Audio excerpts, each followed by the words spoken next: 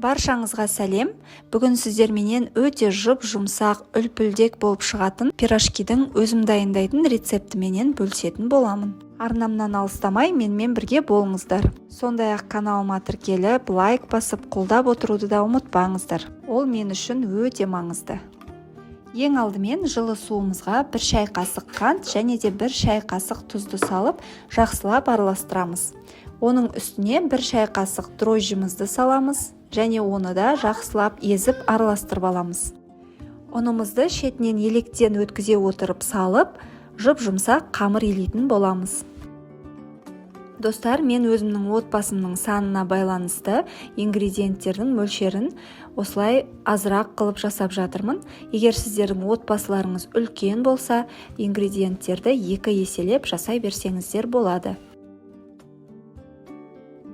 Қамырымызды жақсылап